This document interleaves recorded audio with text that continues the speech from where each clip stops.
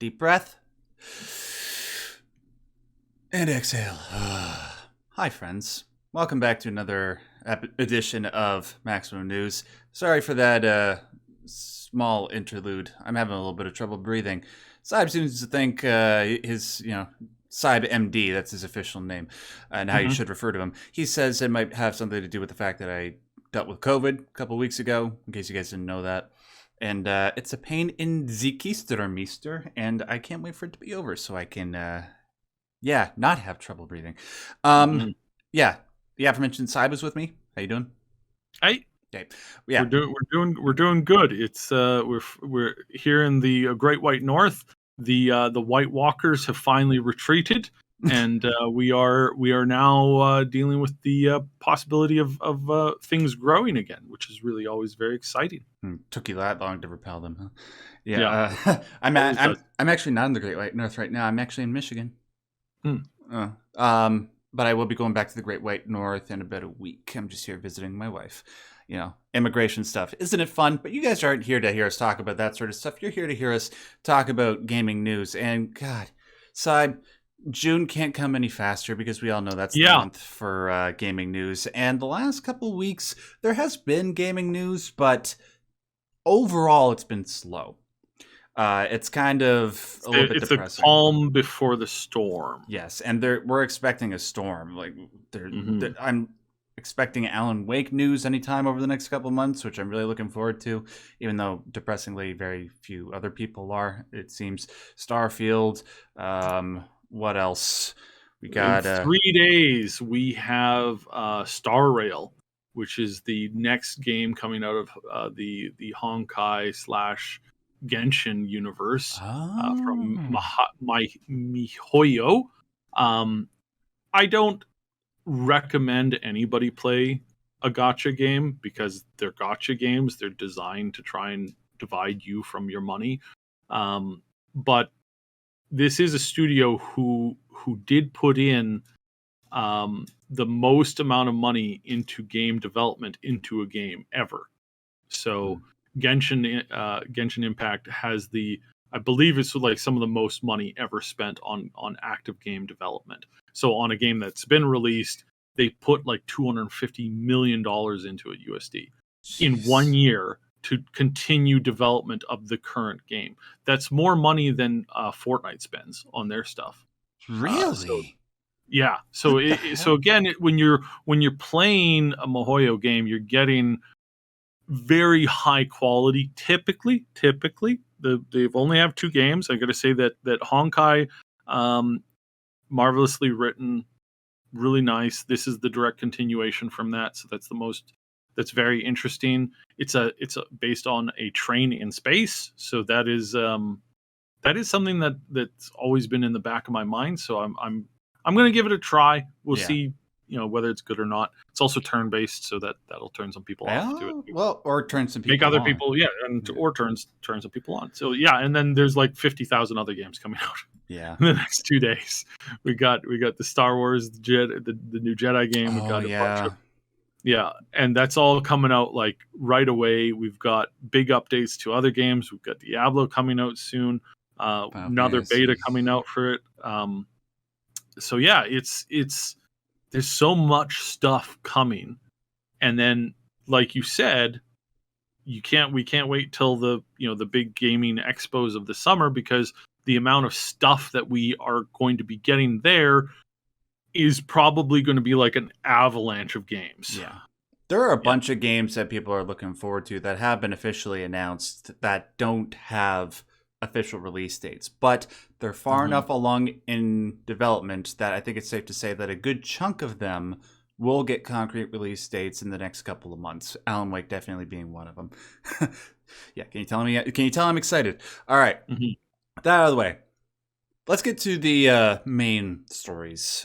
We only have a few. Like I said, it's kind of a dry spell, but interesting nonetheless. The most interesting thing that happened this past week, Syb, ever since they dropped that Matrix Awakens demo, I've been head over heels in love with the Unreal 5 engine. Everything that those the designers of that engine have put out has continued to impress me. That demo, then there was that like Unreal Engine 5.1 where they're talking about, hey, no more LODs, no more billboards for trees in the distance anymore. Everything's a 3D object. People don't know what the hell that means.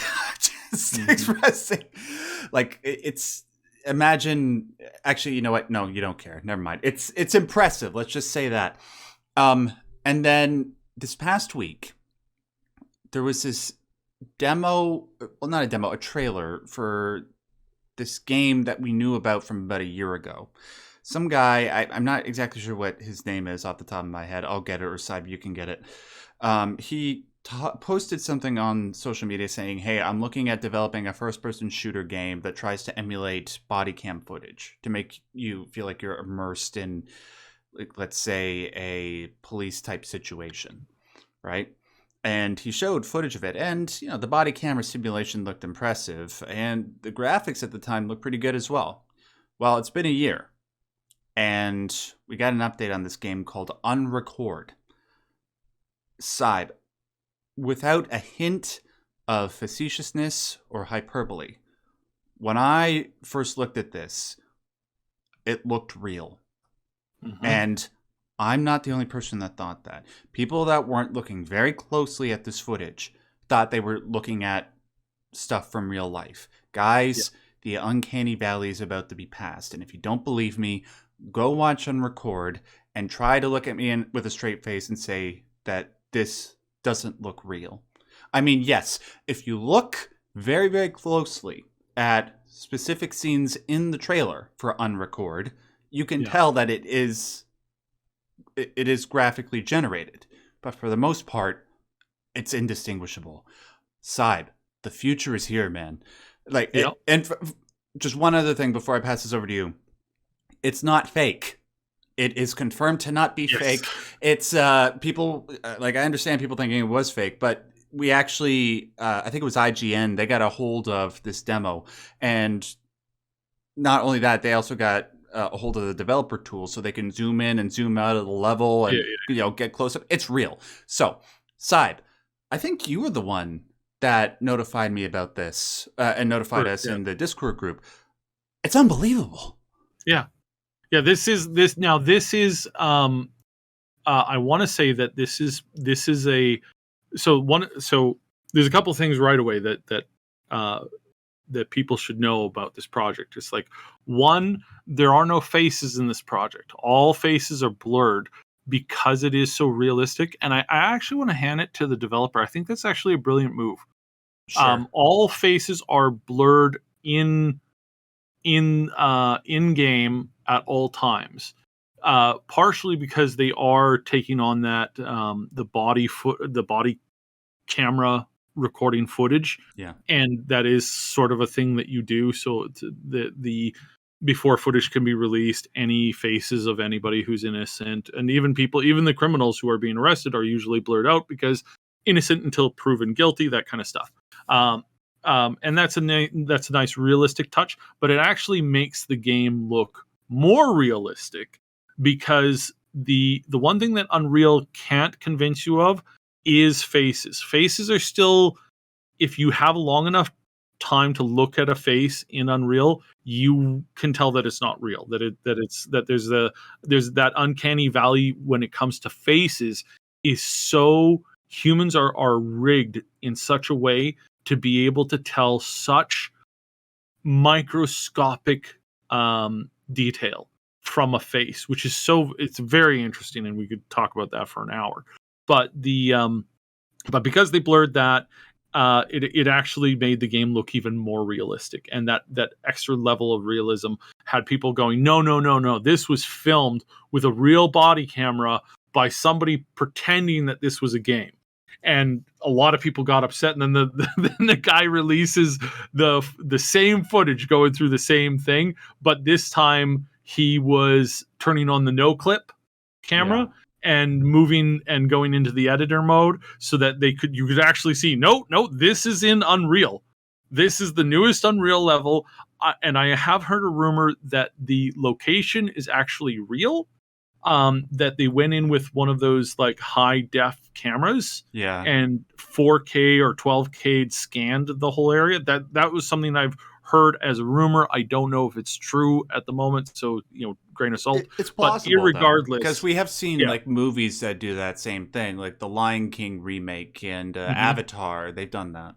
yeah, and and we have this in Skyrim. Sorry, not Skyrim.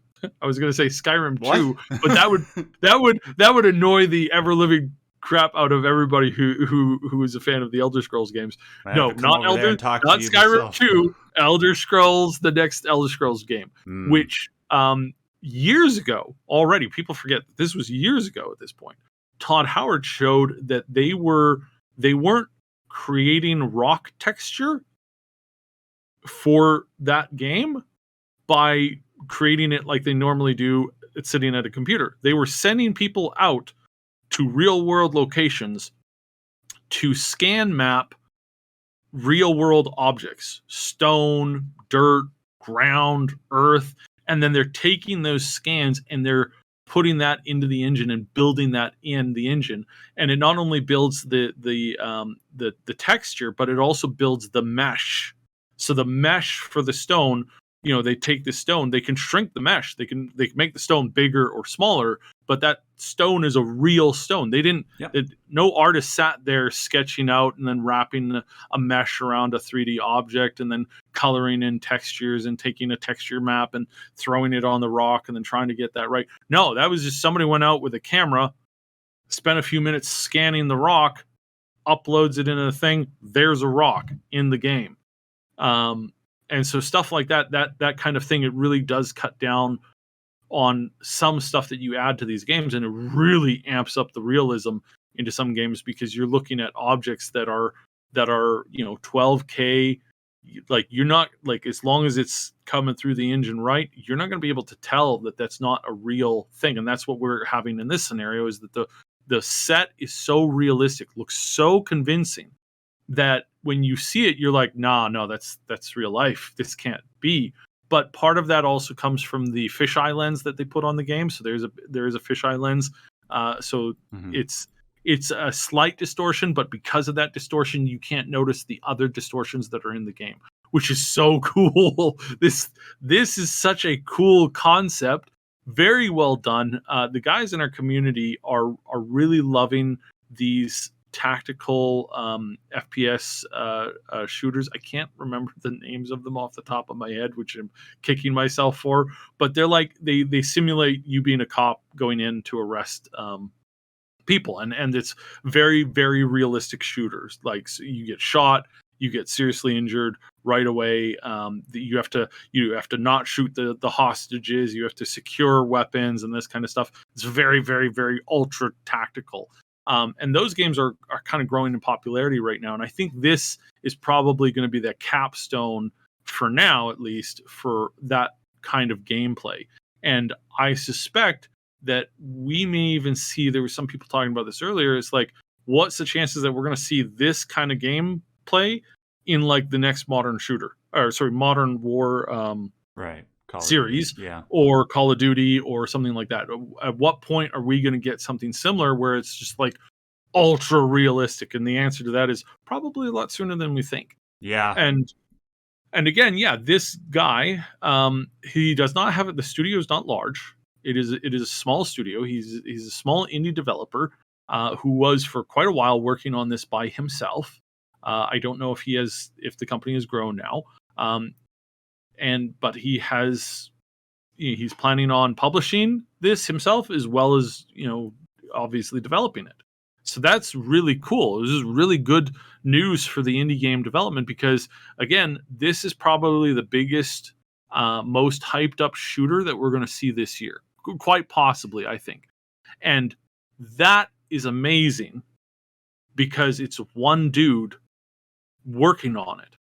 And that really, like, again, especially if this game really takes off and becomes like just huge, like really popular, again, that's going to shake the foundations of these big AAA studios and is going to threaten their vice grip hold on, the big mega games. And it's always been like that, because because the companies have a bad habit of not innovating anymore. Like they get to a point where they're like, why innovate when we can just produce the same thing over and over and over and over again and just feed it to people, just shovel it into their mouth. It's like, how much has any of the big modern warfare games, the big sports games from EA, how much have they really changed the industry? How much have they really pushed the scope of gaming today? How much like evolution have they done in comparison to PUBG, Fortnite? And yes, Fortnite's technically an indie developer because Epic didn't focus on making large blockbuster games when that game came out. It was just a showcase to show off their new engine, which then ended up becoming the preamble for this engine now. So it's kind of still in that same wheelhouse of like the big developer studios, the publishers. They're becoming less and less relevant because more and more indie games and indie developers are becoming far more commonplace, and that's a good thing because that's what we want. We want new blood bringing in new ideas, challenging the status quo, challenging what the big corporations are doing, what they're shoveling into our mouths, going, oh no, you're going to like it or else. We want to avoid that. And the great thing about the difference between the video game medium compared to something like music, where with music, you can make the same argument that indie developers can get their music out to a greater number of people, which is true because you have Pro Tools and you can create a great album in your basement. But the problem is, it's still very difficult for people to break beyond the indie scene into the mainstream, primarily due to the how the media handles exposure. But with video games, maybe I'm being too optimistic here, but it seems to me that there's a greater opportunity for people with great ideas to be able to break forward into the front of everybody's attention.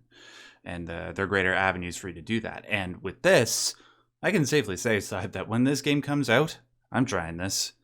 And it's like I barely have any time to play games as it is just for myself, but I'm definitely playing this because this looks hella awesome.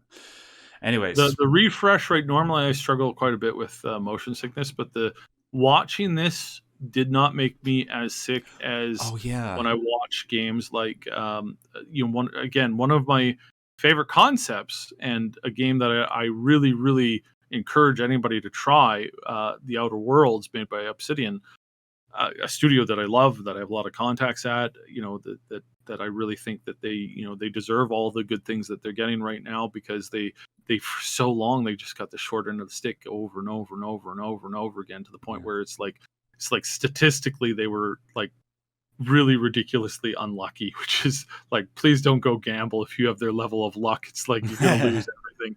But I cannot watch more than like 30 seconds of somebody playing The Outer Worlds without like needing to look away, or I'm going to hurl.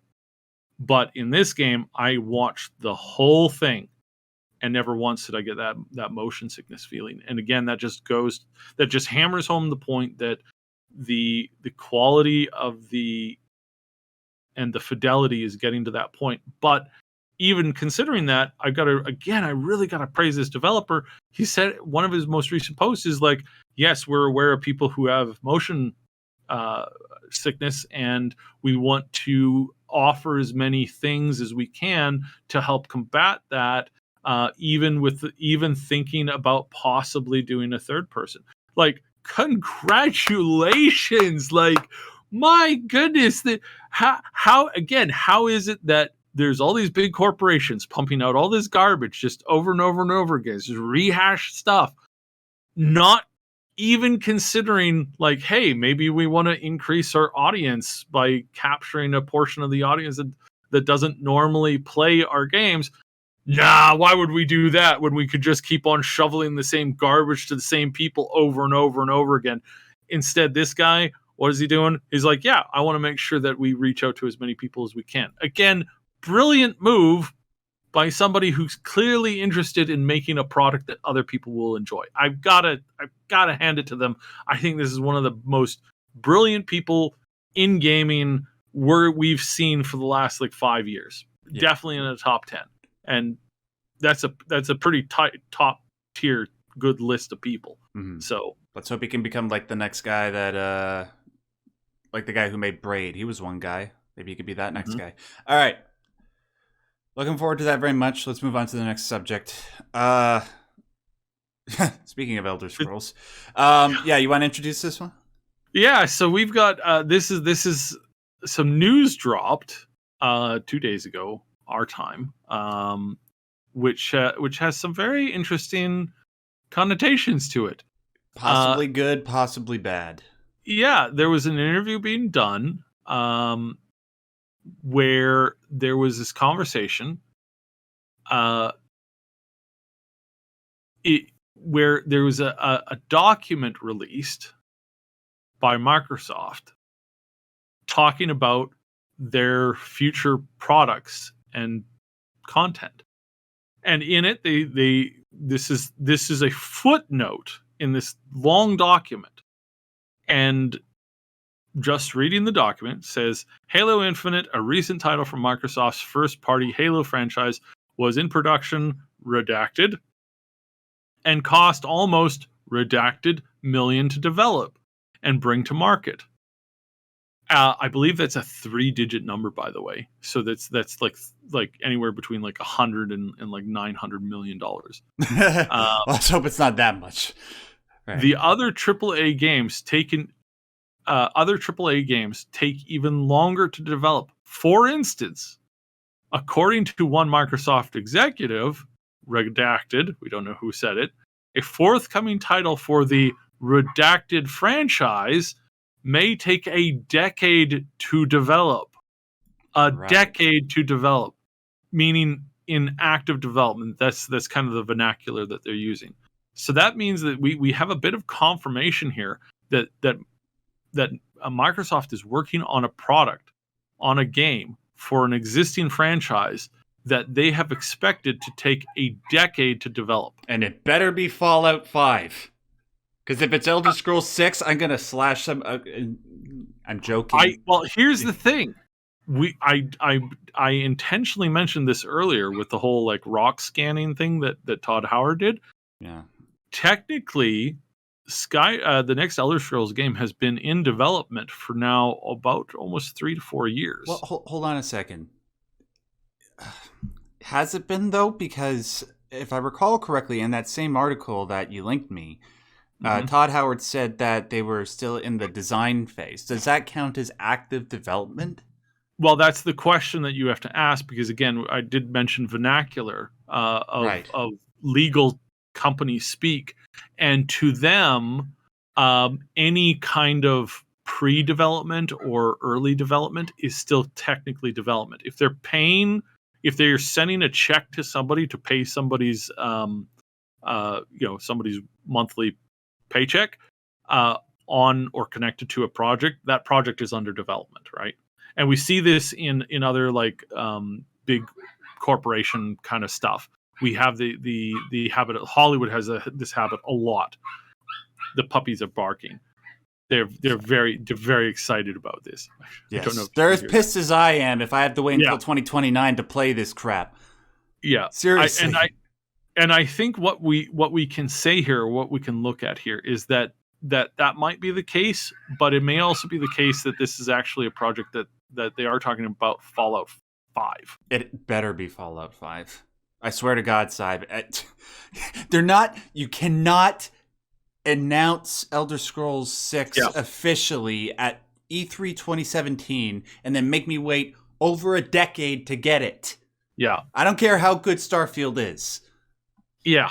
And that's the thing that like that's where some people are kind of like going, "Oh, I hope he doesn't mean this." But I think what he means is obviously the next. I would say I think this mostly focuses on Fallout 5. Yeah. Because and here's my reasoning for this and why I think this is Fallout 5, not Elder Scrolls. Because Elder Scrolls, they want to get this game out probably in like 4 years from now, maybe 5, but Yeah. 4. Now that does put us at about that decade announcement time between 2017 and 2027, which would be really sad. So I hope that we are actually going to get it, closer to like 2026 or 2026 is as crossed far as I can go. 2025. Yeah, Do not go beyond that, Howard. right. But I think we're looking at the same thing for the next Fallout game, which again I think is really dumb, and I hope they have some other plan ongoing to capitalize on the Fallout TV show, because if the Fallout TV show has half the success as Mario or The Last of Us has had recently, if they just have half that success, if they don't release a game that's somehow connected to that within the next few years, it's an enormous loss of potential. Enormous loss of potential. Do you think it would be possible for them to like fast track a relatively smaller Fallout experience, say like not 100 to 120 hours, but maybe 30 to 40, and have them develop it in-house with Obsidian? I think that's very likely, and I think that could be out within the next 2 years if they had started this process the minute that the sale from ZeniMax to Microsoft was complete. Right. I really think that there was more conversation going on there a lot earlier. There are more rumors coming out now. There's more insiders going, oh no, there's some serious talk about, more Fallout titles being released. And again, it's like, do they want, and it's always funny because people always ask Todd the wrong thing. Lex Friedman and somebody else recently asked, like, hey, Fallout 5, do you think you could give that to Obsidian? And Todd was like, no. But that was the wrong question to ask, because New Vegas wasn't Fallout 3.5. New Vegas was New Vegas.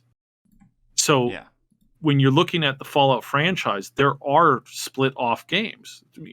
Fallout Shelter wasn't Fallout 4.1 or 3.8. It was Fallout Shelter. It wasn't in the main category. So is he going to give Fallout 5 off to somebody? Of course not. No. They're going to make Fallout 5 because that's Fallout 5. Are they going to hand off and have Fallout New Vegas 2 be made by somebody else? Probably Obsidian. That's way more. That is a way more important question to be asking than, hey, are you going to hand off Fallout 5 to some other studio? Like, of course not. No. But are you going to have Fallout Brazil? Are you going to have Fallout London? Are you going to have Fallout any of these other? Those are actual fan-made projects that have been doing very, very, very, very well. Are you going to have a remake of Fallout 1 done in a different game? Are you going to have, maybe it be done in an Unreal game as not as a first-person RPG or third-person RPG, but as an isometric RPG, just giving you that original game of like. And that's, again, with all of the AI tech that we're coming out with more and more and more, that's an easier and easier thing to say, here's an existing game. It is in an old engine, but it is in an engine that an AI can play and can figure out. There's, tools to like map things out. Here's the 3D assets from the existing game that we're using. Just copy this over, you give it to a team of people that utilize AI and a bunch of other tools and tech and all that kind of stuff. How quickly could they take Fallout 1, remaster it, brand new, isometric game, 3D, with all of the same like story beats, focus stuff, add in all the cutting room floor content, flush that out? How long would that take? Well, if you had the right team using the right tools and the right technology, and you were wanting an actual rush on it, I would say, like, right now with the tech that we're looking at, I would say probably like less than 2 years. Easy. Less than 2 years? Less than 2 years, because modders with small teams. For something, but for like something that big. Like for something. Fallout 1 is not actually as big as you think it is. Well, my point is, though, with the way that the Fallout franchise is right now, would they accept something as big and like Fallout 1. You know what I mean? Like I would. I know you would. Yeah. But I would love a like no dialogue has been changed. Only new voice acting has been added where there was none before. God, that would be great. The game is literally just a copy paste. The only thing that's different is it's now full fidelity, 3D isometric view. You can zoom in, zoom out on characters. You have scripted acting, stuff like that. Blizzard tried this with Warcraft 3 Reforged, and it was an absolute gong show that was a complete and total failure. That completely dropped the ball on this. But they had a small team working with barely any actual new tools, trying to do something with a bunch of flipped asset BS, and they failed on it. But they still got that done in less than 2 years. And so I'm thinking like, all right, well, if you want to take Fallout 1, which again is not as big as some people think it is. Some people think that it's an absolutely enormous game. It's the size of the entire East Coast of the United States. It's not Daggerfall. Actually, no, it's not Daggerfall.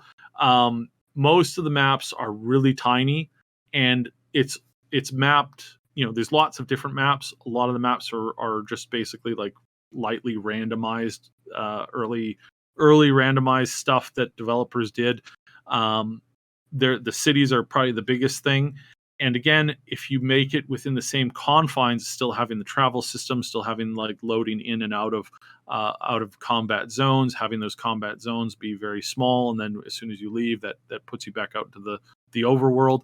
If you were to do that and just replicate the original game, a lot smaller than you think, a lot easier than what you would think you could do right now, and could probably be done again with a competent team. I'm not talking like 20 people. I'm talking like 200-300 people.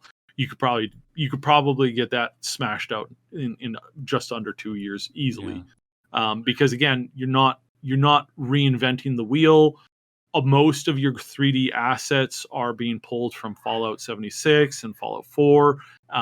You're upgrading that fidelity on some of that stuff. You're using that to just drop in, so you're not having to go out and create a bunch of stuff. You've got most of your artwork is already done. You've got small edits that have to be done here and there. You're putting it onto a new framing. The animation, the rig system probably would be the most difficult thing, but it could easily be done. Like really, really easily be done. All right. So what are we getting? Yeah, we don't know. We don't know, but it is interesting that Microsoft is planning for some titles to take a decade to develop. Mm-hmm. I think that's actually a good thing because, and here's my last like little cap on this. Yeah. Is it a good thing that Microsoft is planning for some games to take 10 years to develop? And I would say yes. Yes. Because I would just rather not them take 6. Yeah, not Elder Scrolls 6, and not anything like hey, we're going to show you a trailer of something today and we expect it. No. I want like what I am expecting from this, honestly, is I'm expecting this to be Fallout 5. And I think in Fallout 5 they will have the smart thing would be to have like multiple states fully rendered. We're talking the ability for you to explore the entire map is basically zero. You would have to spend years of your life uncovering and going to see every nook and cranny, but that's what would make that is what would make a good RPG game absolutely amazing. Is if you and 1,000 other people all start in the same place, you all go in a random direction, and you all get a unique custom story that nobody else had the same thing. There was the same like one or two like overall themes in it, and there was maybe the same kind of like overarching like big bad guy, right? Yeah. Like a master or like a president from the Fallout 2 or Fallout 3, or like you're fighting some dark shadowy government thing or aliens or whatever you want. But overall, the story, the characters, I found a companion. She's got this like robotic arm, and her dad is a brain in a jar robo robo thing from before the time, and she was frozen in this cryogenic facility.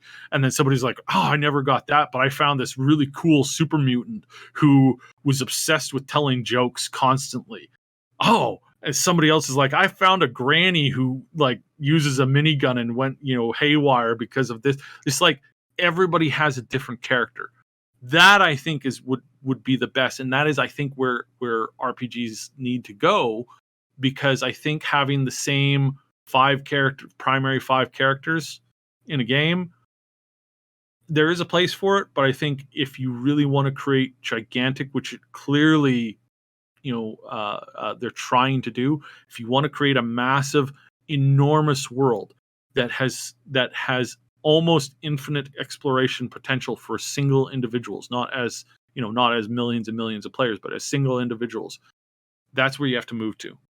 MMOs need to do this too. They need to stop having the same single dungeon with the same 3 bosses that you fight 15,000 times over the course of 20 years.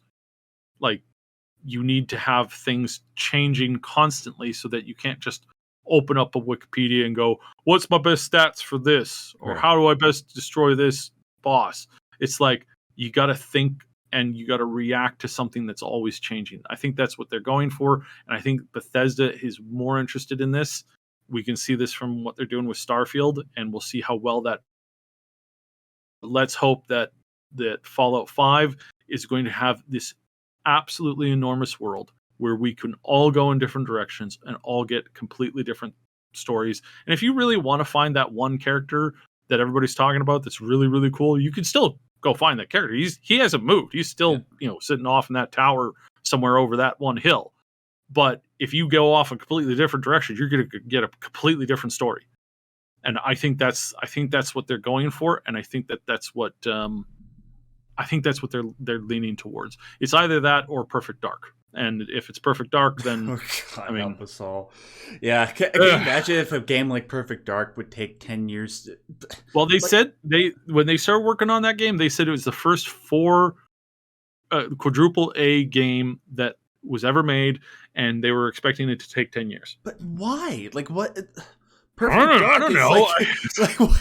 Perfect Dark. The initial experience is like 10 hours long. What the hell do you need to make a quadruple game out of that? Who actually remembers Perfect Dark? Like, why would you make Perfect? I'm really confused as to this. Why would Perfect Dark, a game that was popular in its time, didn't have any really big follow-ups to speak of ever, a lore in a universe that is completely cut off from current gamer tastes, like the current gamer mindset. Yeah, most gamers have no clue what that story is about. Why would you make that your first like why would you do that? Like, why not Fable or Halo or any of these other games for Christ's sake? Conker's Bad Fur Day. Like, good Lord, you have so many other far more well-remembered things. Not to say that Perfect Dark wasn't good. It was good, but it wasn't. It's not something that's like, hey, we want to dump $3.8 billion into a game project.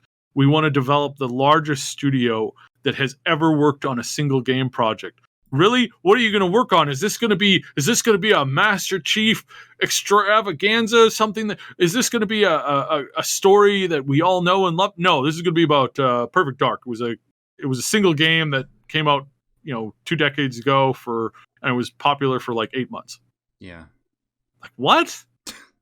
Yeah. What? Don't do that. Doesn't make any sense. Microsoft, for the love of Christ, don't get like Ubisoft and do a Beyond Good and Evil 2 with Perfect Dark, okay? Direct your resources elsewhere. All right. 40 minutes in and we've done 2 topics. Let's get through these last 2 relatively. Well, the other 2 aren't that long. So so these are both pretty short. So Atari has acquired the intellectual property rights of over a PC and console games from the 1980s and the 1990s. Sorry, Sybe, you broke up when you were saying that. So that was 100, right? 100 PC and console. That's probably where my mic screwed up. But yeah, 100 PC and console games from the 1980s and the 1990s, including titles Busby, Baseball series Hardball. I remember Hardball. Oh my goodness. Hey, gamer. Vehicular combat series Demolition Racer. I remember that game too. All snapped up by Atari for some big project. This is really interesting. Like a compilation of games? Like why Bubsy or Bugsy?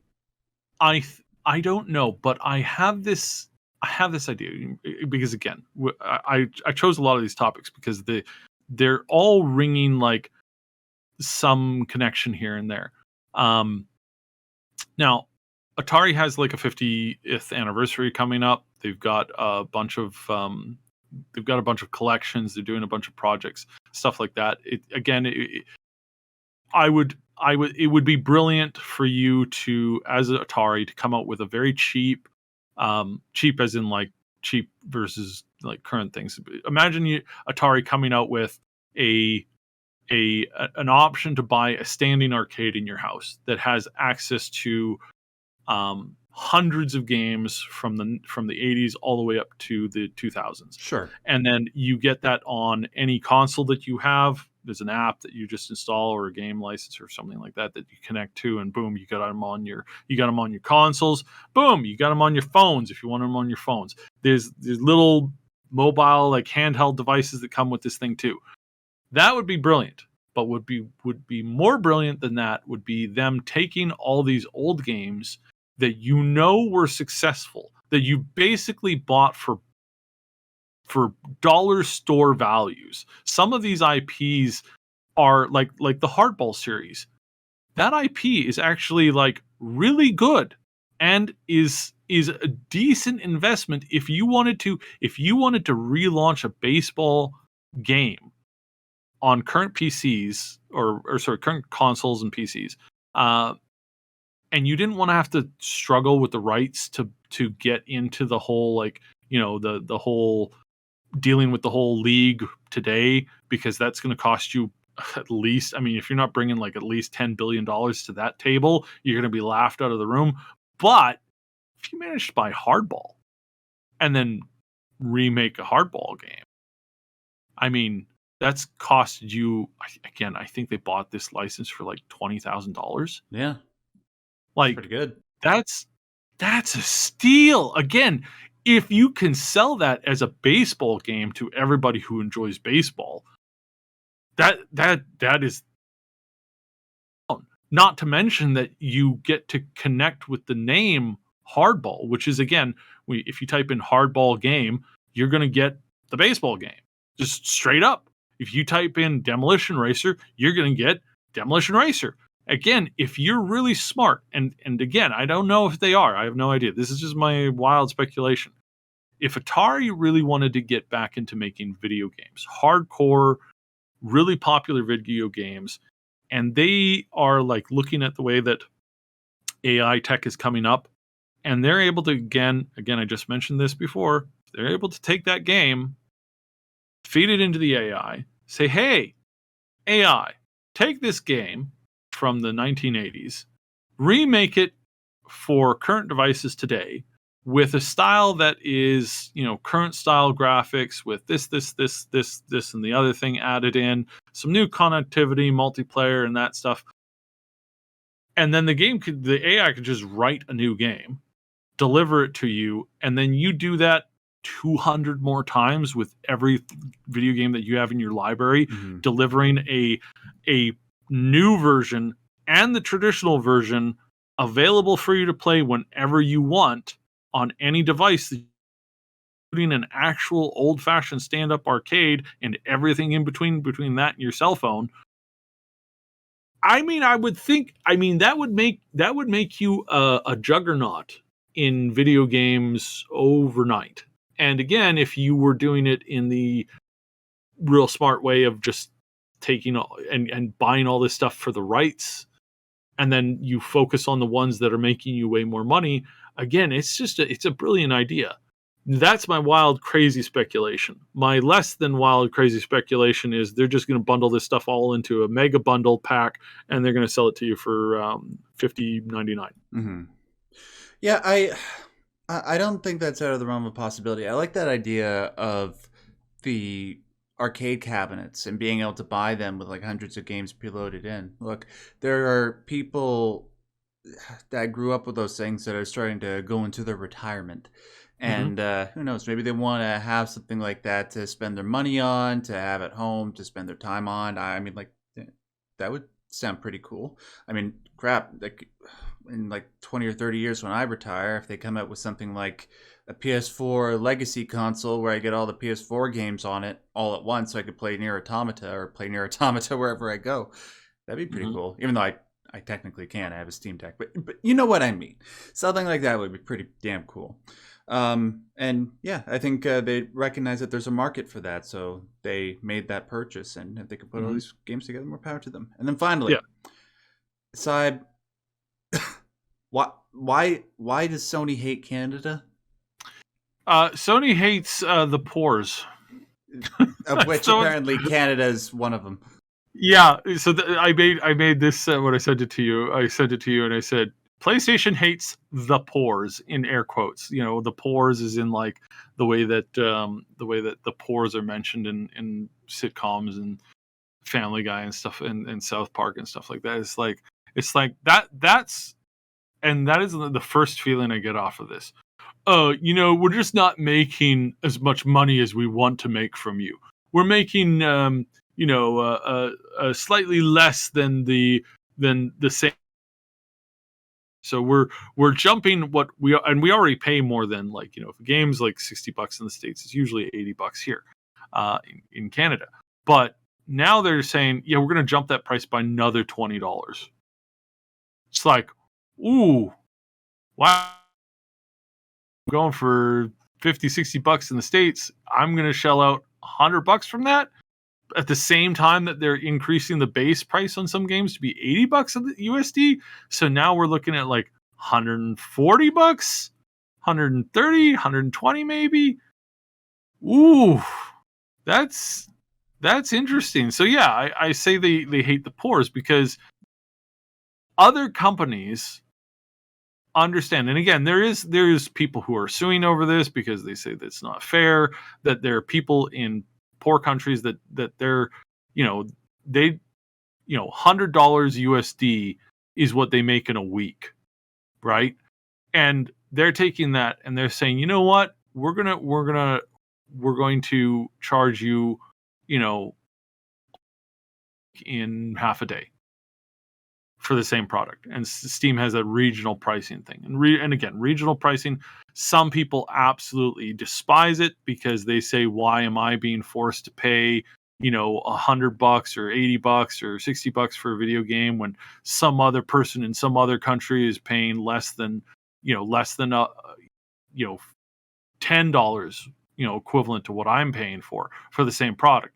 And again, that's an interesting argument that has its merits for sure. I'm not saying that it doesn't. Um, but yeah, it's just interesting that some companies are like, how can we serve our fans better? How can we give them more service, more um, more content for their dollar? How can we do that? How can we assist our less blessed customers and fans? Then there's other companies who are like, oh, I'm just going to take everything that you have.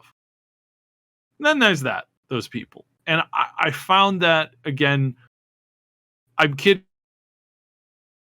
but at the same time, it's like, oh, well, that's the thing. But at the same time, it's like, is that really helping them?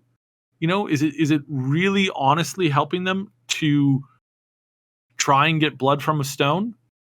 Because in some cases, all you're really going to do is you're just going to make that market not really, like, you're going to chase off that market. Everybody's going to just resort to piracy to get your stuff, and that's not good either. But it's like, you can't get blood from a stone. Right. So I don't know. I saw this. I thought, huh, that's interesting. I wonder why they're doing that.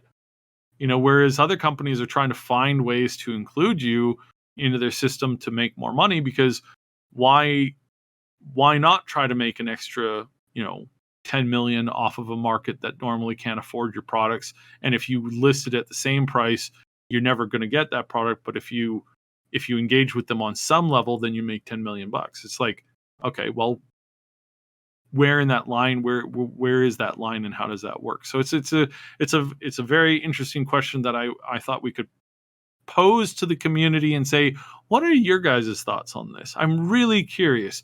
Do you like regional pricing? Do you think regional pricing is good? Do you think that these giant mega corporations that posted profits in the hundreds of millions of dollars they're just so strapped for cash that they just have to charge an extra 30% on top of a bunch of products that they're selling? Do you think that will help them in the long run? Do you think that'll hurt them in the long run?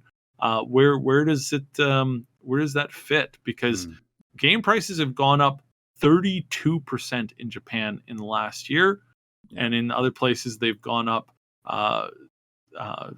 anywhere between 20 and 70% as far as like what you were paying for the same product 2 years prior.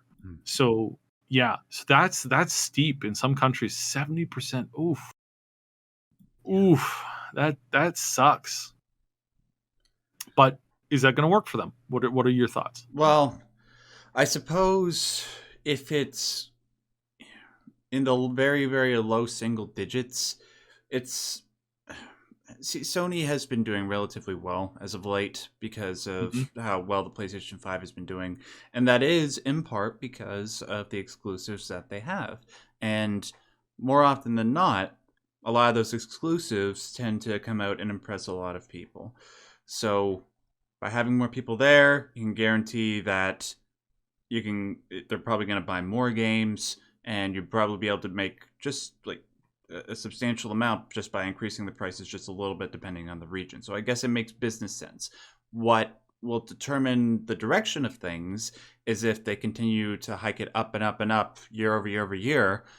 If that is what happens, then you could see a whole bunch of people like doing what people did to Xbox at the beginning of the last generation, and moving over to the PS4, but in reverse. People going over and just subscribing to Xbox Game Pass. I can guarantee you that's what I will do. But right now they're pushing it with me personally, but I don't know. I don't think it's at that point where it's going to cause like a mass exodus or anything like that. Anyways, guys, that well, thankfully I live in I'm going to be living in the U.S. soon, so this won't affect me too much. But what do you guys think? Like what Syb asked, what do you think about this whole situation? Please let us know in the comment section below. Are you one of the countries that is going to be affected by this? Chile, Argentina? Let us know. All right. That does it for this episode of Maximum News, ladies and gentlemen. Sorry if I remember what I said at the beginning of the show. I'm still having a hard time breathing for some reason. Maybe COVID, the after effects of that. But I should be a whole lot better next week, and hopefully next week there will be a lot more interesting gaming news. There'll be more in the next several weeks, guaranteed. I want to thank Syb, as always, for doing this lovely... I can't talk. For doing such a lovely job on the show today, as he always does. Syb, do you want to tell people about the main channel real quick before we sign off? Yeah, check out our main channel, the Triple S League. We've got game guides, all that kind of stuff. Mooney's going to be trying to stream a lot more. We're definitely going to be streaming our foray into, like we mentioned before, Star Rail's coming out. A bunch of other games are going to be coming out. We're going to be trying to stream some of those, see what it's all like, see if it's good. We're definitely be trying to not spend a dime on it. See how far we can get. See what the game is like. Go from there. But yeah, check that out, and then check out some of the other channels that we have on there. If you go to our channel tab, Ash is working on an AI Plays channel, which is very interesting, and we have some interesting content coming for that in the near future. Nice. You guys could just find me at my main channel on YouTube, just at Max Derrat. I will put a link to that and the main Triple S League channel in the description box below. I'm going to sleep. Bye. Bye.